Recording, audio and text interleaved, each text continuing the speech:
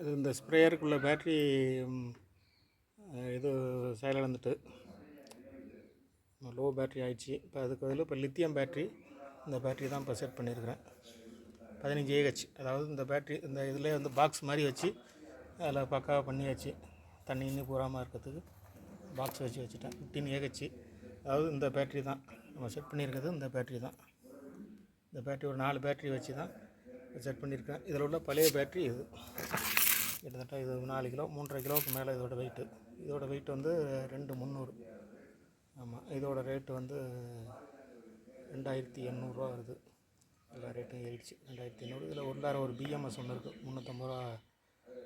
இதுக்கு இது வந்து பேட்ரி சேஃப்டிக்காக 350 ரூபா BMS. High voltage low battery வரையிலையும் இது கட்டாக பண்ணி விட்ரும். இதோட பெர்ஃபார்மன்ஸ் எப்படி இருக்குன்னு பார்ப்போம். இதோட பின்னை கட் பண்ணி, இந்த ஒரிஜினாலிட்டி மாறாமல் அந்த பின்னை கட் பண்ணி இதே ஒயர்லெஸ் சால்ட்ரிங் பண்ணியாச்சு. சால்ட்ரிங் பண்ணி அந்த இதில் போட்டு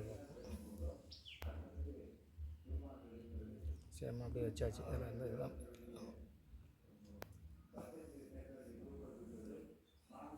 ஆன் பண்ணி பார்ப்போம். இப்போ